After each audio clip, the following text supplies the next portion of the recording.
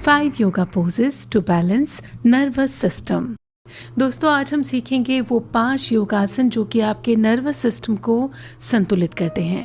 तो चलिए शुरुआत करते हैं और जानते हैं कौन से हैं ये 5 आसन। अनुलोम विलोम। अनुलोम विलोम करते समय आप लोगों को ध्यान रखना है कि आपका पूरा ध्यान आपकी श्वास पर होना चाहिए। अनुलोम विलोम करते हुए श्वास को बिल्कुल ग्रेजुअली धीरे धीरे अंदर की ओर और बाहर की ओर ले जाना होता है और पूरा ध्यान सिर्फ श्वास पर ही रखना है। हम इसको विधि से देखते हैं। एक आप आसन बिछाइए, उस पर किसी भी पोस्चर में आप वज्रासन में बैठ सकते हैं, आप सुखासन में भी बैठ सकते हैं या अर्ध पद्मासन में भी बैठ सकते हैं या पूर्ण पद्मासन में भी बैठ सकते हैं। उसके बाद अपनी कमर को पीछे से ऊपर तक सीधा कर लीजिए। अपने हाथों को बिल्कुल रिलैक्स छोड़ दीजिए और दोनों हाथों की सबसे पहले ज्ञान मुद्रा बनाइए। उसके बाद सीधे हाथ की विष्णु मुद्रा यानी कि पहली 2 फिंगर को इस तरह से फोल्ड करते हुए अंगूठे के नीचे वाले हिस्से पर लगा दीजिए और पीछे की बाकी की दोनों उंगलियों को इस तरह से खोल दीजिए और आपका अंगूठा बाहर की ओर ऊपर की ओर उठा रहेगा। ये आपकी हेल्प करेगा आपके नोस्ट्रिल को पकड़ने में। अब आपको क्या करना है, विष्णु मुद्रा बनाने के बाद आप अपने अंगूठे को राइट नोस्ट्रिल पर और अपनी उंगलियों को लेफ्ट नोस्ट्रिल पर इस तरह से रखते हुए श्वास का आदान प्रदान मतलब कि अंदर से बाहर तक हम इस क्रिया को करेंगे। अपने अंगूठे को सबसे पहले राइट नोस्ट्रिल पर रखेंगे, उसके बाद लेफ्ट नोस्ट्रिल से श्वास को अंदर की ओर खींचेंगे और फिर उंगली रखते हुए दोनों उंगलियों को अपनी लेफ्ट नोस्ट्रिल पर रखते हुए थंब को हटाते हुए राइट नोस्ट्रिल से बाहर की ओर छोड़ देंगे और फिर राइट नोस्ट्रिल से ही श्वास को अंदर की ओर और फिर लेफ्ट नोस्ट्रिल से श्वास को बाहर की ओर छोड़ देना है। ये आपका एक चरण कंप्लीट हो गया है। आप ध्यान रखेंगे कि अनुलोम विलोम करते समय आपको श्वास बिल्कुल आराम से, सजगता से, पूरे ध्यान से अंदर लेनी है और बाहर की ओर छोड़नी है और कमर को सीधा रखना है और अपनी आंखों को बंद रखना है। आपकी जो श्वास है आपको अपने अपर लिप्स मतलब कि आपके होठ के ऊपर वाले हिस्से पर छूती हुई महसूस करनी है। आप सजगता से करेंगे तो आपको इसका बहुत बेनिफिट मिलेंगे। अनुलोम विलोम करते समय कई लोग अंगूठे को ज़्यादा प्रेस कर देते हैं, मतलब आपकी नाक इस तरह से प्रेस नहीं करनी है, ध्यान रखेंगे। और उंगलियों को भी इस तरह से प्रेस या गर्दन इधर उधर ना हो, ना ज़्यादा नीचे हो और ना ही ज़्यादा ऊपर। आप लोगों को अपनी गर्दन बिल्कुल सामने की ओर रखनी है। और कुछ बात, कई बार कई लोग इनहेल करते हुए मतलब श्वास अंदर लेते हुए इस तरह की प्रतिक्रिया करते हैं। शरीर को बिल्कुल नहीं हिलाना है, आपको सिर्फ इस पर श्वास का ही रेचक और पूरक करना है। ध्यान रखेंगे इन बातों का। हलासन। सबसे पहले आपको पैरों को सीधा रखना है, कमर को सीधा रखना है और धीरे से नीचे लेट जाना है अपने मैट की ओर। दोनों हाथ आपके हिप्स के साइड में रहेंगे इस तरह से, ना ज्यादा नीचे रखने हैं ना ज्यादा बाहर की ओर। अब धीरे धीरे दोनों पैरों को एक साथ ऊपर की ओर ले जाना है श्वास को अंदर खींचते हुए। तो हम 30 डिग्री से 60 डिग्री से 90 डिग्री तक पैरों को यहाँ पर पहले ले आएंगे। अब यहाँ से हाफ जाते हुए जब आप पीछे की ओर जाएंगे तो आपको पूरा श्वास बाहर की ओर छोड़ना है और धीरे से पैरों को पीछे की ओर ले जाना है।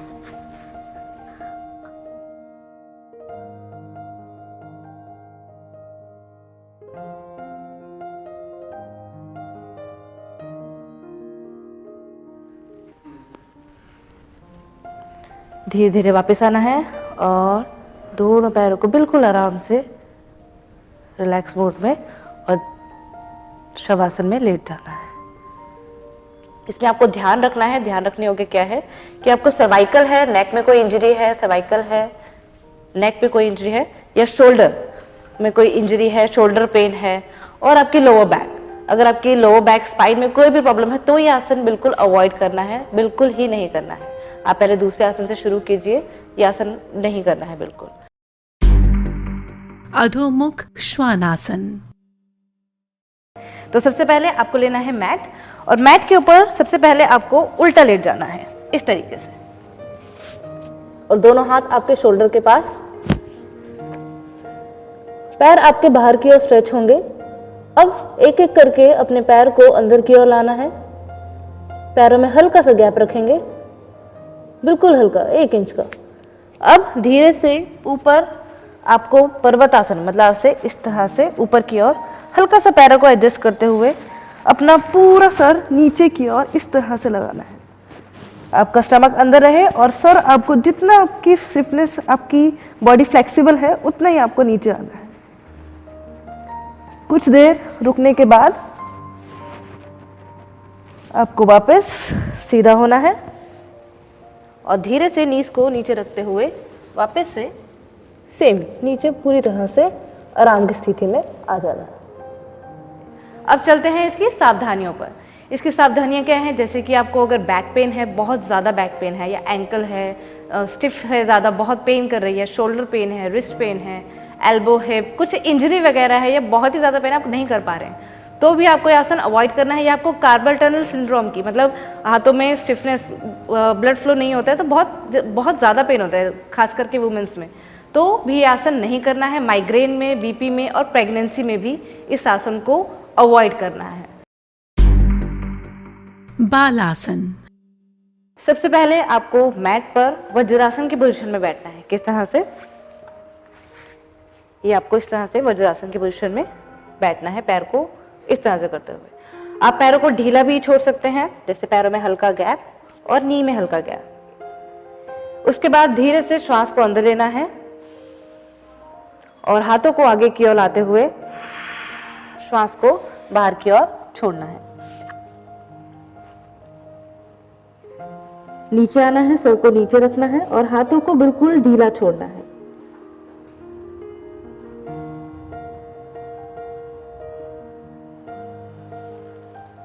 वापस से ऊपर आते हुए इनहेल और फिर दोनों हाथ इस तरह से घुटनों पर रख देना है। नीचे आते हुए आपको ध्यान रखना है कि आगे आप पूरा स्ट्रेच करने के बाद आपको जो हाथ है, अपनी एल्बो है, बिल्कुल आरामदायक स्थिति में रखनी है। बहुत ज्यादा स्ट्रेच नहीं करना है, मतलब स्ट्रेच की पोजीशन में नहीं रहना है। आपको अपना सर नीचे टच करना है। अगर आप नीचे आते हुए सर टच नहीं कर पा रहे हैं तो आपको दोनों हाथ इस तरह से रख लेने हैं, ताकि आपका जो बैलेंस है, आपकी जो गर्दन नीचे नहीं जा पा रही है, तो इस तरह से आप रख सकते हैं ताकि आपकी नेक को आराम मिले। और अगर जिनको सर्वाइकल है वो हाथ इस तरह से रखते हुए गर्दन को ऊपर की ओर रखें, नीचे ना करें, ऊपर की ओर रखें, लेकिन आराम की स्थिति में आंखें बंद, श्वास को सजगता से देखते रहें। जिनको लोअर स्पाइन पेन है उनके लिए आसन अच्छा है, लेकिन जिनको लोअर स्पाइन ज्यादा पेन है तो उनको अवॉइड करना है। उनको वज्रासन में बैठते हुए बस इतना ही ऐसे हाथ को रखकर आप इस पोस्चर को कर सकते हैं। अब चलते हैं इसकी सावधानियां क्या क्या है। जिनको हाई बीपी की प्रॉब्लम है वो ये आसन ना करें और किसी एक्सपर्ट के साथ करें। आपको घुटने में दिक्कत है क्योंकि इसमें मोड़ना पड़ता है आपको नी, तो भी आसन ना करें। स्पाइन में प्रॉब्लम है, एंकल में प्रॉब्लम है, तो भी आसन नहीं करना चाहिए। प्रेगनेंसी के समय ये आसन नहीं करना चाहिए, लेकिन उससे पहले आप ये आसन जरूर करें क्योंकि उसमें ये आसन काफी हेल्पफुल रहेगा। और आपको माइग्रेन की प्रॉब्लम है, सर में दर्द है, तब आप ये आसन कर रहे हैं, पेन बढ़ रहा है, तो भी आसन आपको अवॉइड करना है। इस आसन को करते हुए आपको ध्यान रखना है कि आपकी जो लोअर बॉडी है उसमें कोई भी इंजरी ना हो, अर्थराइटिस की प्रॉब्लम ना हो, ताकि आपका जो पेन है वो बढ़े ना। एंकल की तरफ भी कोई पेन, कोई भी छोटी चोट वगैरह भी नहीं होनी चाहिए, जिससे आपको और ज़्यादा दिक्कत ना हो। जितनी देर हो सके इस आसन को होल्ड करना है, मतलब आपको ये नहीं है कि इस आसन में बने ही रहना है। जितनी देर आपके लेग्स में पेन होना शुरू होता है जब आप ये आसन बहुत ज़्यादा देर तक होल्ड करते हैं, तो ध्यान रखना है कि ये आसन उतना ही देर होल्ड करें जितना आप होल्ड कर सकें। 5 मिनट्स, 10 मिनट्स, 15 मिनट्स कर सकते हैं तो अच्छी बात है। और प्रिकॉशंस में मैंने आपको बताया था, जिनको सर्वाइकल और कंधे का दर्द है, वो गर्दन को इस तरह से, बैक पेन है तो थोड़ा सा और ऊपर, ये सब चीज़ों को देखकर आप इस आसन को ज़रूर कीजिए और इसके फायदे उठाइए। अर्धमते सेंद्रासन। सबसे पहले आप अपने मैट पर अपने पैरों को इस तरह से सामने की ओर ले आइए, कमर को सीधा कीजिए और थोड़ा श्वास पर ध्यान रखते हुए अब हम अपने लेफ्ट लेग को, मतलब अपनी उल्टी पैर को ऐसे राइट पैर के नीचे की ओर लाना है और अपने हिप पर, मतलब अपनी जो हिप है आपको हील पर इस तरह से रख देना है। उसके बाद राइट पैर को अपनी नी जो आपने फोल्ड की है नी, इसके आगे की तरफ, मतलब उधर की तरफ रखना है, आपको ज्यादा आगे नहीं रखना है। इस तरह से रखते हुए कमर को सीधा कर लेंगे। सबसे पहले आपका राइट हैंड पीछे की ओर आएगा, लेफ्ट हैंड ऊपर की ओर आते हुए स्पाइन को ट्विस्ट करना है। आप अपनी एल्बो से सपोर्ट देकर अपने अंगूठे को पकड़ सकते हैं और ये हाथ आपका सीधा रहेगा, स्पाइन स्ट्रेट रहेगी और नेक पीछे की ओर। जब आप शुरू करते हैं तो आपको इनहेल करना है, पीछे आते हुए आपको एक्सहेल कर देना है। श्वास नॉर्मल रखनी है। आपको इसमें गर्दन ज्यादा नीचे या ऊपर या किसी तरह की कोई मूवमेंट, मतलब आपका जो शोल्डर है ज्यादा नीचे झुके नहीं, स्पाइन इस तरह से झुकनी नहीं चाहिए, आपको ज्यादा से ज्यादा सीधा रखना है। और वापस आते हुए गर्दन को सबसे पहले, फिर आपको लेफ्ट हैंड और फिर राइट हैंड को इस तरह से रखते हुए सेम पहले वाली पोजीशन में आ जाना है। इसी आसन को आपको दूसरी साइड से भी करना है। अब मैं बता देती हूँ कि अगर आप फ्लेक्सिबिलिटी नहीं है, आप पूरा ट्विस्ट नहीं हो पा रहे हैं, तो सबसे पहले आपको करना है, ये पैर आपने नीचे रखा, इस पैर को आप आगे भी रख सकते हैं। अगर आपसे बिल्कुल ज़्यादा ट्विस्ट नहीं हो जा रहा है तो इस पैर को थोड़ा सा आगे रखिए, ट्विस्ट कीजिए। आप यहाँ तक ट्विस्ट हो पा रहे हैं, इट्स ओके, आप हिप तक भी रख सकते हैं, हाथ को इस तरह से रखते हुए। ज़्यादा ट्विस्ट नहीं हो पा रहे हैं, आप इधर की साइड भी, मतलब आपके शोल्डर से थोड़ा सा आगे की तरफ भी देख सकते हैं। श्वास लेना और छोड़ना उसी पैटर्न में रहेगा। और अगर आपका हाथ यहाँ तक भी नहीं आ पा रहा है तो आप इसको यहाँ पर भी रख सकते हैं इस तरह से।